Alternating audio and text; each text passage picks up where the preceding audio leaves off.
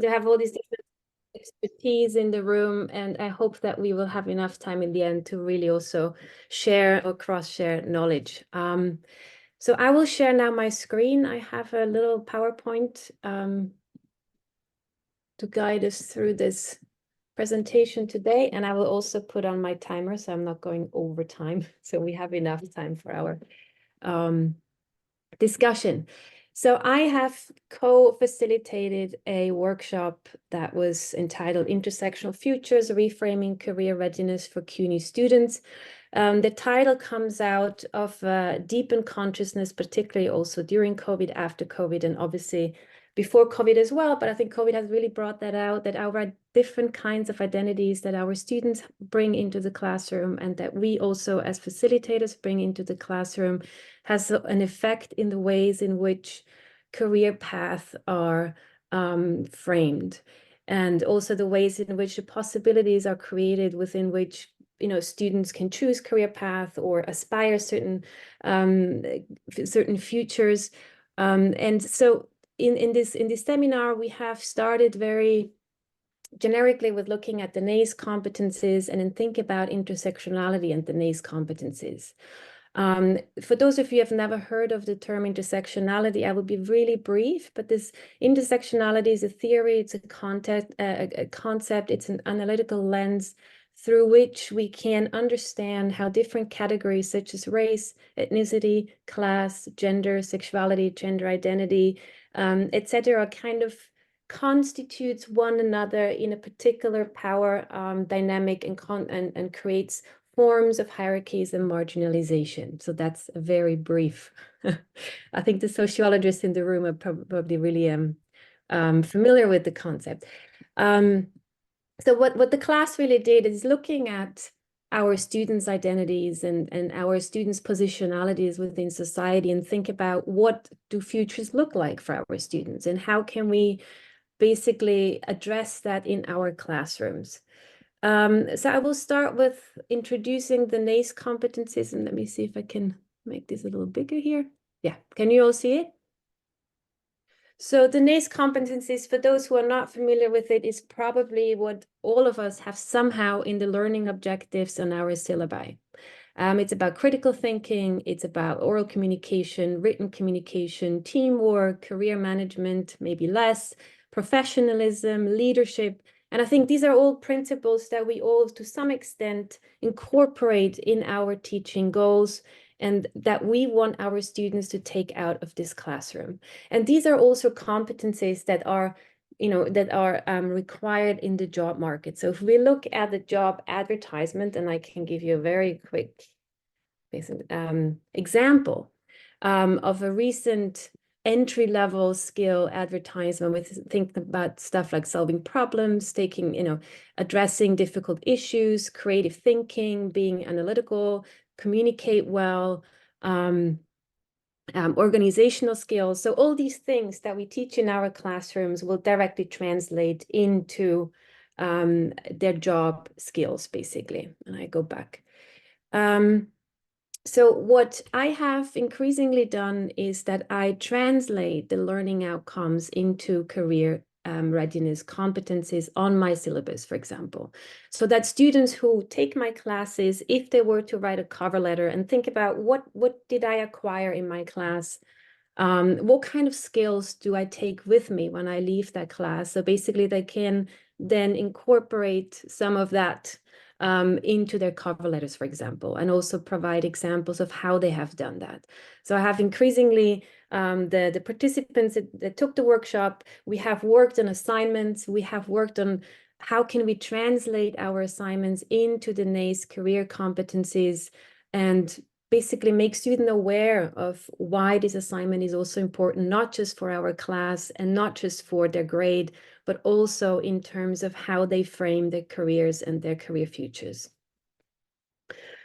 However, and I think this is when it gets a little bit tricky, and this is something that we have discussed extensively with our participants, and some of them have also, raised concerns or questions is in terms of, okay, so we teach all this to our students, but as we know, our students come from minority backgrounds. A lot of our students, they struggle financially. A lot of our students have caring responsibilities besides college. So how does this really pan out when we think about apart from the model idea of the NACE competencies in our classes, but how does reality look like?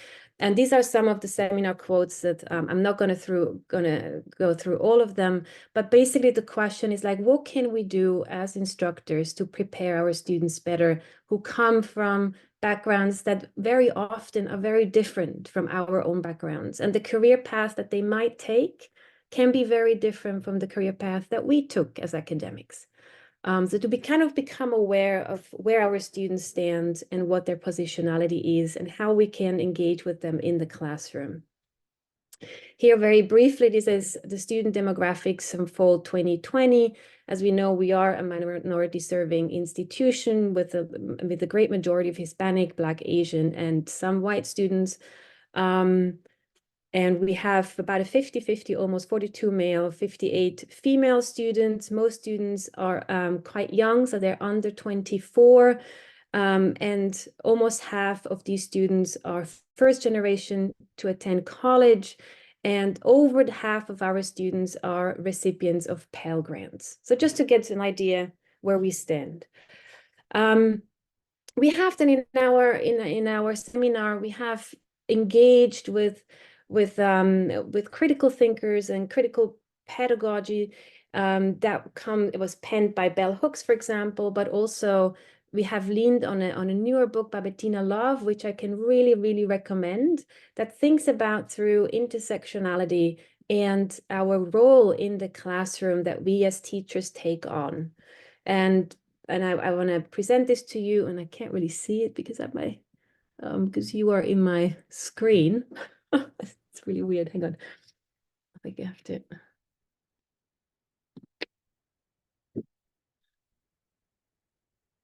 Okay.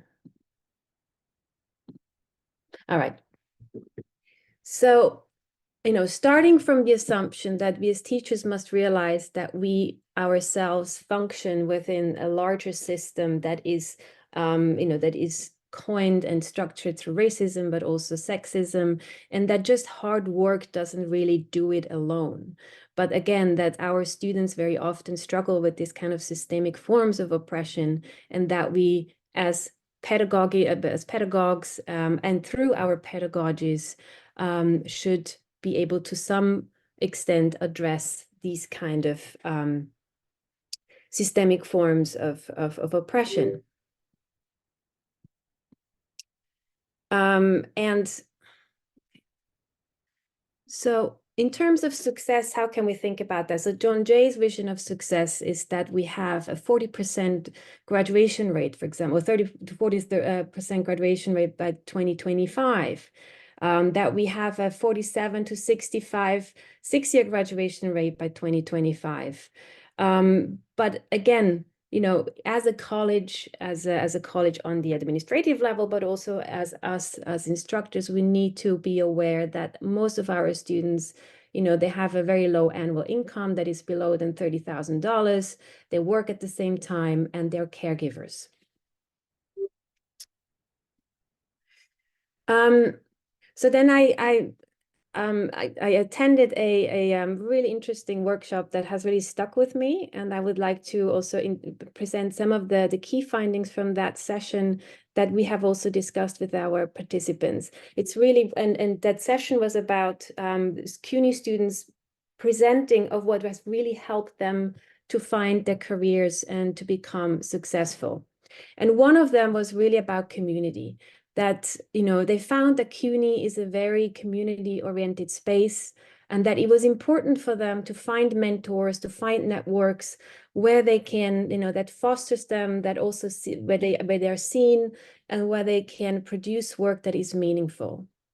It was also mentioned that the students felt really seen when the faculty members saw their full potential. It was the professors in the end, us as professors, and not necessarily the content, but if we can somehow see them and push them in certain ways, they found that this was really helpful. And I'm also aware that I'm an adjunct myself, that this is not always easy. We teach 90 students, so it's a challenge on that end, but also to kind of indicate maybe internships or pipeline programs that our students can participate in, and do this via Blackboard, via email, to kind of be more proactive in this sense. They also mentioned that they felt like if they felt like there was a certain amount of care towards them, that they felt they worked better. So if the professor also shared some vulnerability, if the professor responded to emails promptly, they felt like this was really, really supportive. They felt like they wanted to be seen and valued, and not just be a number, or one amongst many students. And they also wanted to be seen in terms of their backgrounds, and in terms of their interests, and in terms of who they are.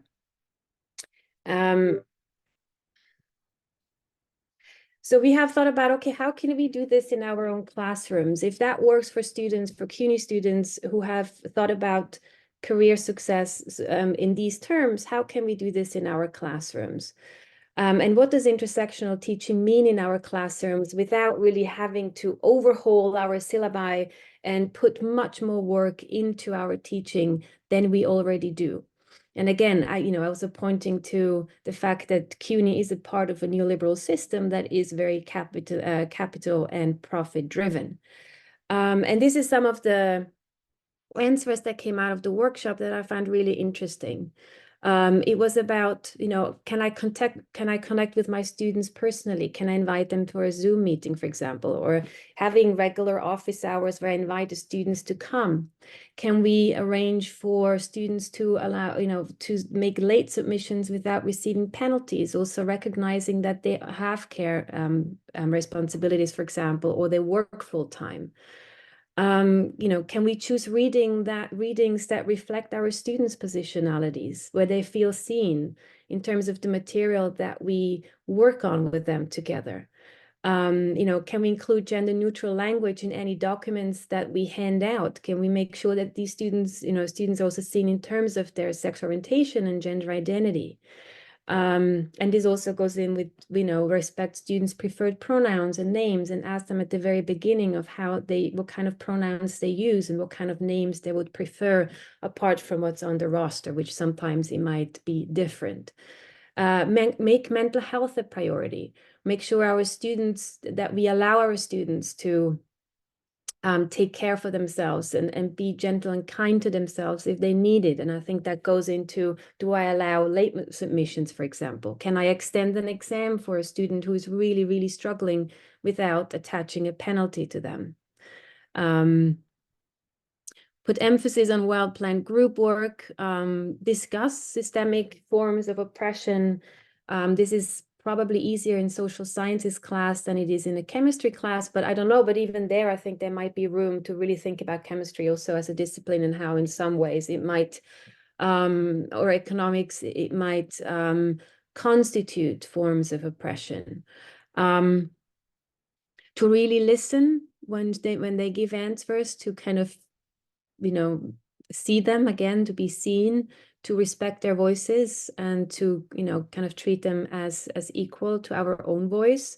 And I think that also goes to say that we as instructors sometimes, I like to think about my students as collaborators rather than just my students and myself as an instructor, because I have probably learned more from my students than my students have from me in some ways. I'm still learning every week from my students, and I'm extremely grateful for that, and to kind of also be able to communicate that and give them some sort of agency in our classrooms. So yeah, so these are some of the suggestions that came out. And I think it goes back to what the CUNY students prior have said and mentioned, that it is about prioritizing their mental health, to make them feel seen and valued, building community in our classrooms if we can, and see our students' full potential. And I think I'll stop here. Thank you very much for listening.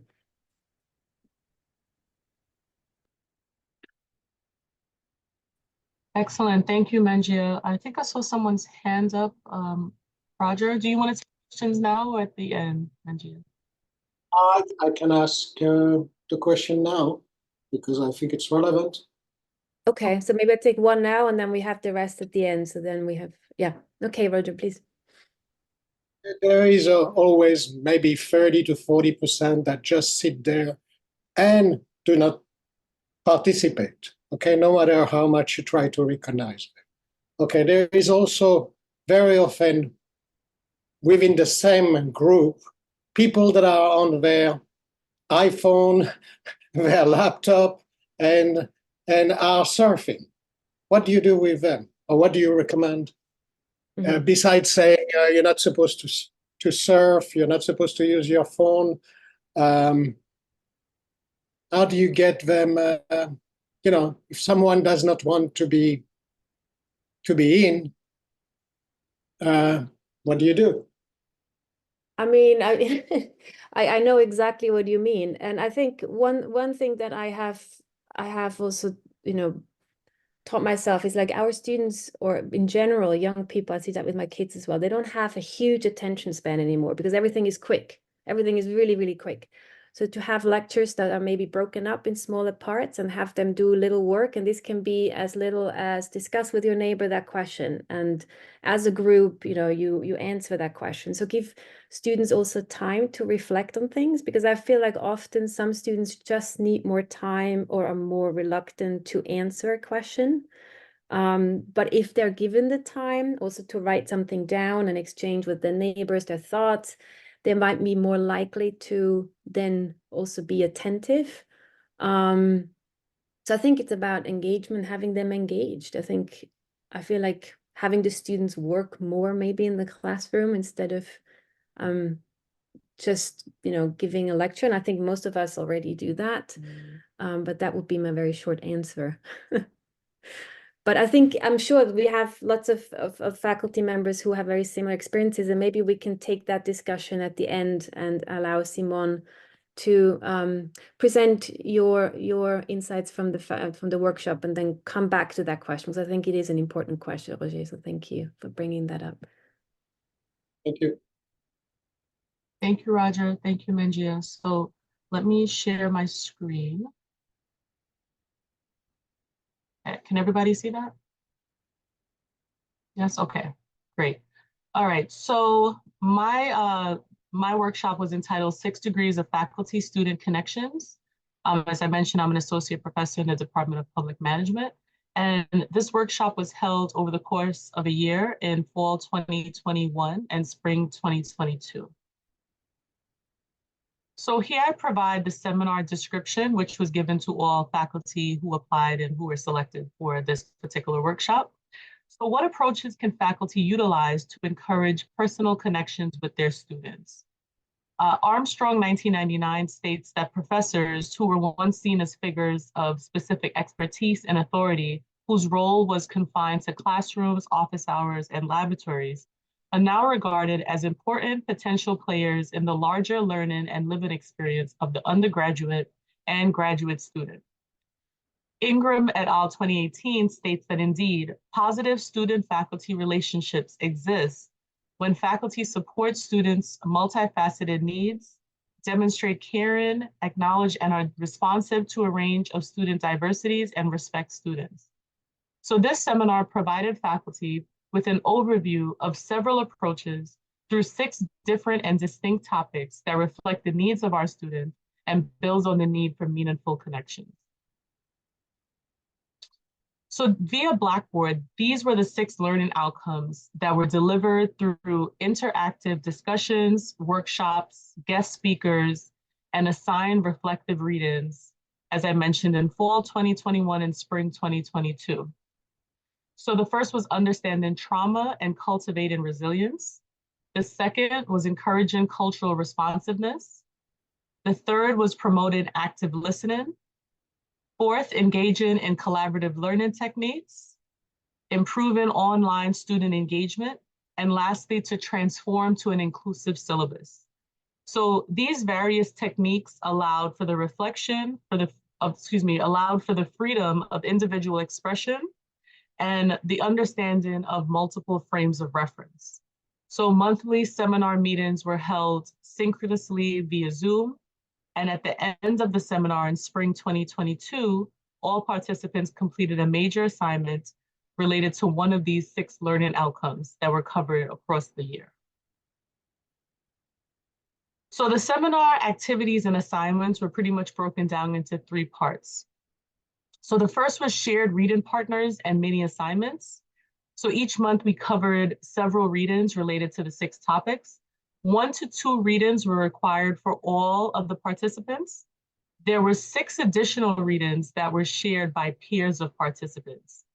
So in class via Zoom, discussions, opinions, and takeaways from these readings comprise the monthly mini assignments to demonstrate participants' understanding of the month's topics, right? In addition, they were required to post their thoughts on the required readings to Blackboard on a monthly basis. And the pairs changed each month, right? So you weren't working with the same faculty member over and over. At the end of the spring semester, each faculty member completed a summative assignment to address our learning over the past 6 workshops. So this assignment was their opportunity to present what they gained over the entire year, and while also allowing them to design effective approaches regarding better connections with their students. So participants were able to select any of the workshop topics that I just mentioned and revise or to expand it to address the learning needs of their students, which was based on either their individual perceptions of, again, trauma and cultivating resilience, cultural responsiveness, active listening, collaborative learning techniques, online student engagement, and an inclusive syllabus. Lastly, the workshops were held each month for 90 minutes on each of the 6 topics. And as I mentioned, they were required to post their thoughts on Blackboard. So I want to provide some faculty demographics, right? So there were a total of 11 faculty that were selected. This included full-time faculty as well as adjuncts from the following departments: math and computer science, philosophy, the SEEK department, political science, sociology, international criminal justice, anthropology, counseling and human services, and interdisciplinary studies. So individuals were selected, they applied and were selected by the Teaching and Learning Center as well as myself. And the amount of years that they have been employed through John Jay has been from 1997 all the way to 2021. So during 2 of the 6 seminars, we did have a guest speaker that attended and presented their thoughts on the topic of the month. So for example, in November of 2021, Dr. Janet Garcia Hallett, who's an assistant professor of criminal justice at the University of New Haven, she was the guest speaker on encouraging cultural responsiveness. So Janet's work focuses on identity, privilege, social injustices, and ideology. And her presentation was extremely engaging. And after the lecture, participants continued to discuss her experiences as a person of color, and she has taught at very diverse and predominantly white institutions across the country. So she also discussed the importance of risk-taking, juxtaposed with boundaries in the classroom, the need for an inclusive syllabi that focuses on students who are normally overlooked in tertiary education, and assignments or activities that encourage students to see their own biases and privileges while sharing their experiences, right? So Janet is currently at the University of New Haven. Her and I were actually graduate students together doing our doctoral program at Rutgers, where she taught as well. And she also taught at a Midwest university. So I felt that she was a great guest speaker to have because she has taught at very diverse institutions. So then in February 2022, Wynn Ferdinand, who I'm sure most of you know, is the Director of Educational Partnerships and General Education here at John Jay. She was the guest speaker on engaging in collaborative learning techniques. And Director Ferdinand has facilitated various events at John Jay to include topics ranging from equity and assessment, open educational resources, and a syllabus laboratory, to name a few. Her lecture was also well received by participants, many of whom are familiar with her work here at the college. So I'm going to share some of the readings that were given to faculty who participated in this workshop. And of course, this could be emailed out to those who are here if you would like. But for example, for understanding trauma and cultivating resilience, here are some of the readings. One, for example, No Ordinary Life, Complex Narratives of Trauma and Resilience in Under-Resourced Communities was a great one. Also here, the last one, The Influence of COVID-19 on Stress, Substance Use, and Mental Health among post-secondary students. I know someone mentioned COVID in the beginning of our workshop during the introductions. So when we talk about understanding trauma and cultivating resilience, so one of the articles, the one that's mentioned here, that's in bold by Watson 2013 on the top, related to that reading, faculty were asked, as a faculty member, have you ever used any of these resilience promoting actions with your students? So the resilience promoting actions that Watson mentioned in his article. What about in your personal life? What actions and or activities have you adopted to assist you in becoming more resilient? How can you promote community efficacy in your classroom? And lastly, provide an example when a student has come to you to disclose a traumatic event. How did you show support? Right, so these questions were a way, and you all can use this as well in your classes, a way to build, a way to cultivate resilience with your students, because a lot of students are going through a lot of traumatic events, in addition to going to school full-time, working full-time, having children, et cetera. The second one was encouraging cultural responsiveness. So as you can see some of the readings here. One by Cherry McDaniels, Skinfolk, Ain't Always Kinfolk, The Dangers of Assuming and Assigning Inherent Cultural Responsiveness to Teachers of Color. The other one is The Role of Responsiveness Within the Self in Transitions to University. So some of the questions that I asked faculty in the workshop: what, in your opinion, are the characteristics of a culturally relevant educator? While John Jay College of Criminal Justice is a senior public college, discuss the similarities that we share with traditional community colleges. In what ways do you embrace a culturally relevant pedagogy in your classrooms? And have you ever asked students to identify their own biases or privileges? If yes, please provide an example of the outcome. If no, how would you incorporate this type of information seeking in your classroom? Next was promoting active listening. So this was the third learning outcome. And here I highlighted active learning in the college classroom, which is an older article by Faust and Paulson. The questions following are related to that. So Faust and Paulson lists several methods that faculty can use to promote active listening in their classes, including exercises for individual students, questions and answers, immediate feedback techniques, critical thinking motivators, share and pair, and cooperative learning strategies. So I asked which of these methods have they used in previous classes, and after this reading, which exercises do you plan to introduce to your courses, and explain why you chose this method or strategy. Fourth, here are some of the readings for engaging in collaborative learning techniques, right? So for example, does collaborative learning influence persistence to the second year of college? Some of the questions: what challenges have you faced when utilizing collaborative learning techniques in your courses? And what benefits have you experienced when utilizing collaborative learning techniques? And then this was given, as I mentioned, over the course of a year. So basically, when this topic was mentioned, it was halfway through the semester. So I asked, now that we have finished the first half of the seminar from October to December, what are you already seeing in your syllabus as opportunities for revisions based on the topics that we discussed in the fall?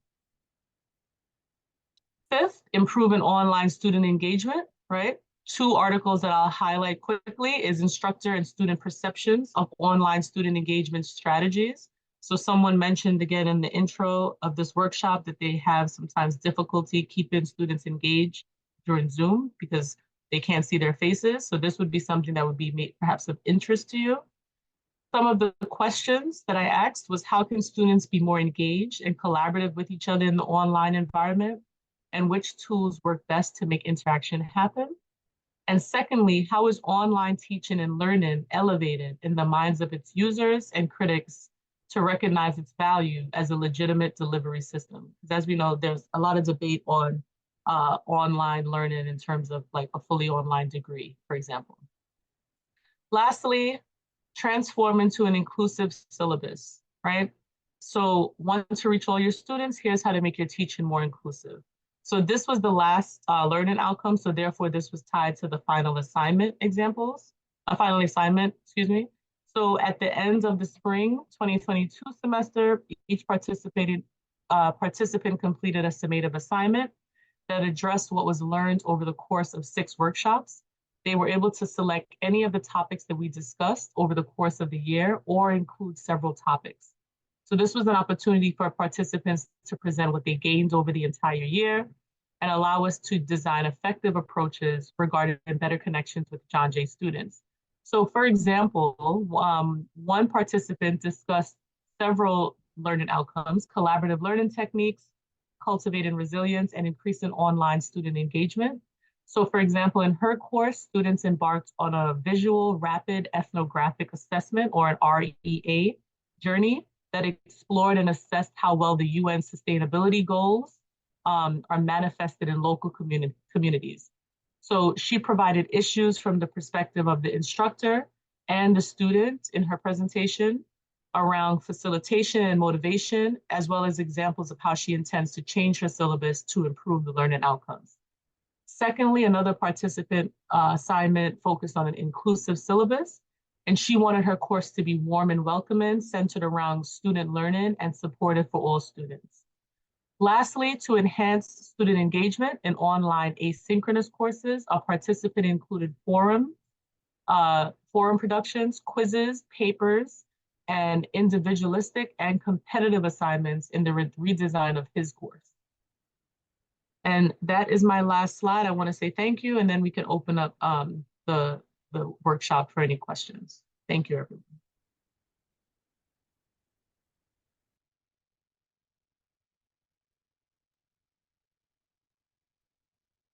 Any questions for either myself or Mengia?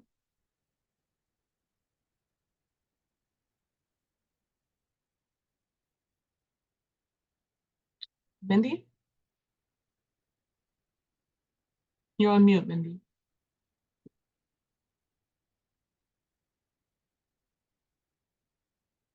Okay, you just mentioned competitive assignments, and I'm wondering if you have any examples. Yeah, I would have to, you know what? Let me go back to the individual's presentation. So this was basically a presentation by one of the participants. Mm-hmm. So I would have to go back to his or her PowerPoint in order to give you that answer. So you have to just give me a second so I can go back and find that. No, thank you. I think in the meantime, if anybody else has a question, because we only have about 13 minutes left, just put up your virtual hand, or even if you want to put something in the chat. Yes, Janice. Janice, first, thank you so much, Simone and Mengia. This was wonderful.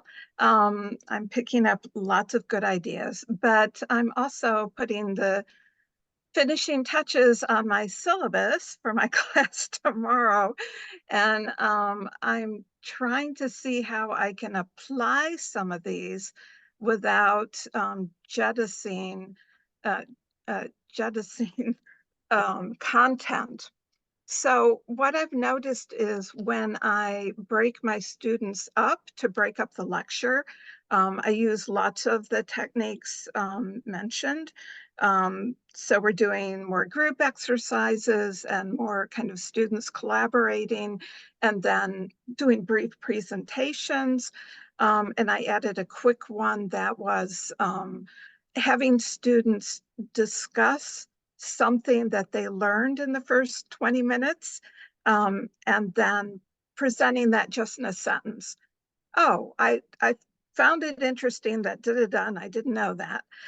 Just to have them articulate something rather than kind of weighing down the students with passive learning. So I've noticed that folding these techniques in,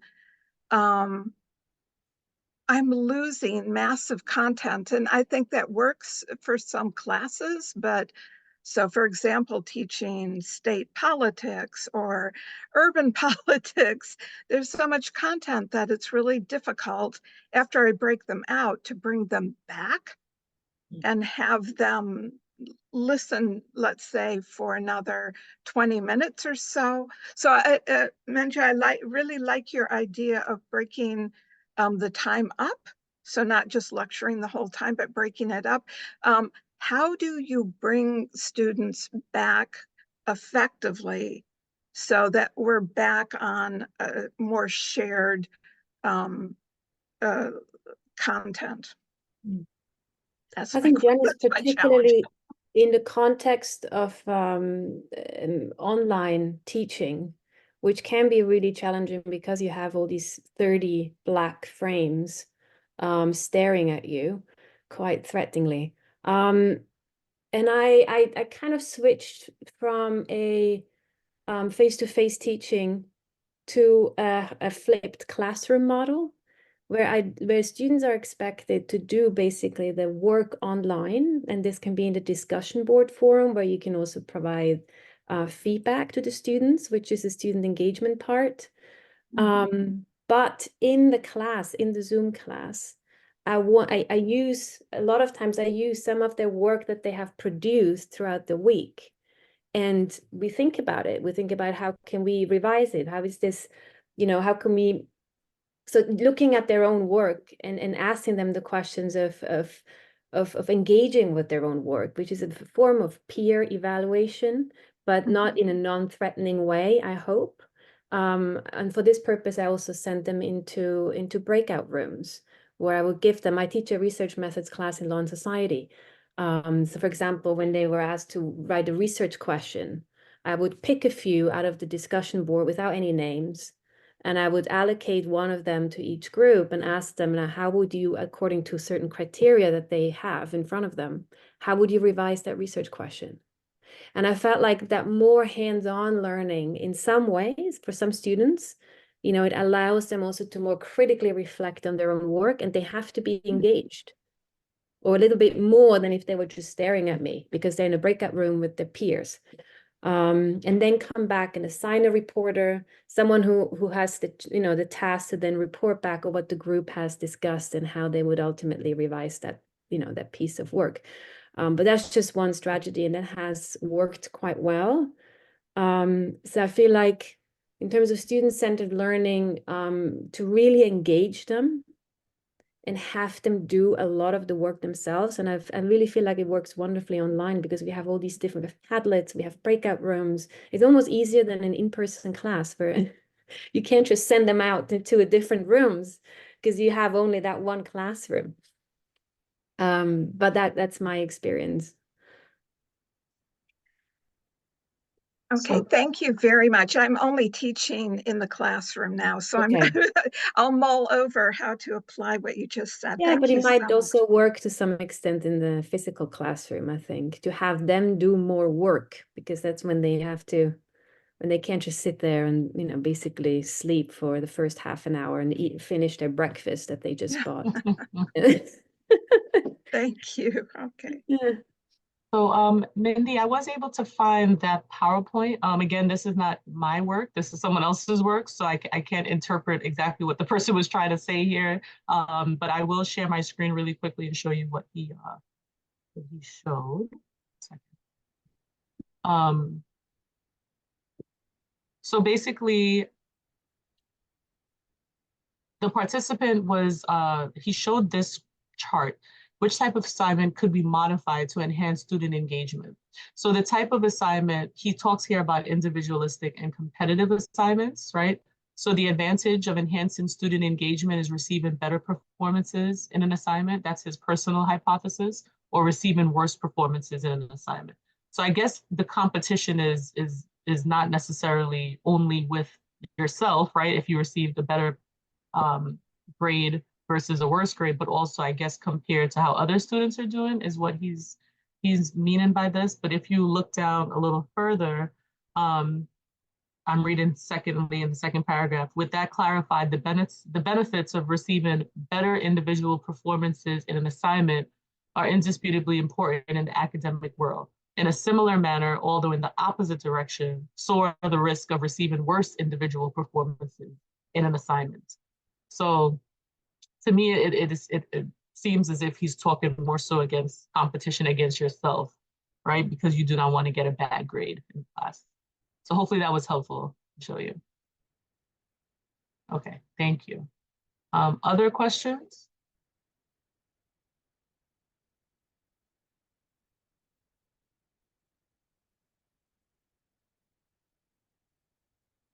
Alejandro? Yeah, thank you both for those presentations. That was great. One thing I was curious about was when you, I like that exercise of mapping out the career readiness skills that are in your syllabus or in certain assignments. And I know that is a lot of work, of course, but how did students sort of respond to that? Or did you get any kind of sense of, did they like that? Did they appreciate that connection? Just curious. Yeah, I mean, to be very honest with you, it's only recently that I have started to think about how I can connect my courses with the outside world of college. Mostly also because I was co-facilitating this workshop that really put me into that position. And now when I introduce the syllabus, then I can maybe briefly share my screen again, that you can see how it looks like on my, I would tell them and say, look, there is a whole section on the syllabus that translates for you the learning objectives into the NACE competencies. And this is the syllabus for the research methods. So when you learn about research methods, in a certain way, what kind of NACE competency can we allocate that? And also to kind of make them aware that they can use this piece of information if they were ever to either look for a job or apply for a job or, apply for an interview. That these are the things that, in order to be able to translate what you learn into the class, the kind of very fundamental skills that they learn probably in every class that they take to some extent, how can they come from the content that they learn to these more abstract skills as they're fleshed out in the NACE competencies? And I mean, Alejandra, I can't tell you whether or not they're actually going to do that, but I think just to kind of at least let them know that this class is also useful for when you move on. Like the assignments that we do in this classroom are going to be helpful for you when you have to write a piece when you have to write something for your employer or even an email that you can communicate. And I think we all do that in our classrooms. And I'd be happy to share, my that portion of it if that's helpful. Yes, Monica. This is kind of in response to Mindy before. So thank you for the presentation. I think it was excellent. There's programs online that you can use, and really just depends on your type of class that you teach. But there's programs that you can use for like quizzing online. Some of them are more, I don't want to say like childish, but more like high school level and, K through 12 type things. But it's actually pretty funny because I do some of them in my chemistry class, and my kids, the way they react to it is absolutely hysterical, because when they're competitive with one another, at first it's like, okay, fun. And it is fun for them, but they really see what they do and don't, like what they know and what they don't know. And so to put it up there right in front of them and for them to see it and they're like, oh, and it's that moment where they're like, okay, I think I need to go back and do this again, or okay, I have a clue. So it's kind of, and it's fun to just, have the competition in class if you're able to. So normally I have that like at the end of my class, just to check their knowledge and to see, and they'll see what they get right then and there in front of, and they can work in groups or by themselves, but it's pretty funny to watch, to see who can get to the top and get the highest score of the class. So, and then they know what they need help with, or who they need help with, or whatever. And then they normally talk to one another, and it helps them engage in, what they don't know. And then they're just able to talk about it more. So before they leave class. So I just wanted to throw that out there. Okay. So then I worry about people being embarrassed, people being ashamed of whatever mistakes, lack of competency, and the students. I think about my own two children who are 29 and 33. The younger one always had her hand up in class, always wanted to speak. The older one would rather die rather than speak up, rather than be called on. If you called on her, she always knew the right stuff. But up through graduate school, that participation in class was always difficult. And so I think about my students who I know much less about personally and don't know, well, is this one not participating because they're confused, they don't know, they don't want to ask, they don't want to be embarrassed in front of their peers. Can I address that? So in certain programs, you can actually their names are hidden from one another. Okay. So they don't see the other students' names. They'll see their own and they'll know where they are, but they don't see the other students' names. Now, could I, like, there's things that were mentioned earlier about like sharing what certain students say.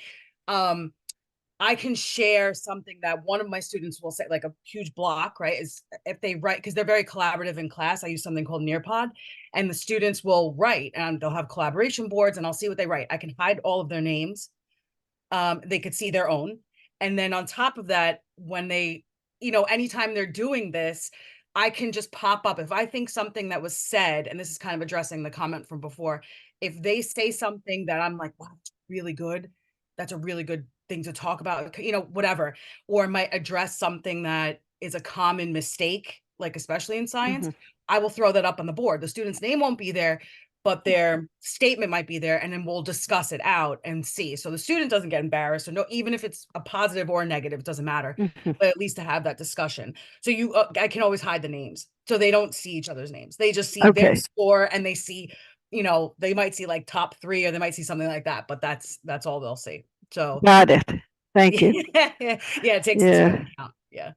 I think we've been reminded very gently by Dan from the TLC that our time is up. So in the name of in the name of Simone, Dan, and I really thank you all for coming. And this was very, very insightful. And I guess we could have, go on for another at least half an hour to exchange our experiences and knowledge in this regard. So thank you. Thank you, everyone. Thank you. Bye. Bye. Thank you. This was very valuable. Yeah. Bye, Mengia. Bye, Dan. We'll talk later. Bye, Simone. Bye. Bye. Bye, Dan. Bye-bye.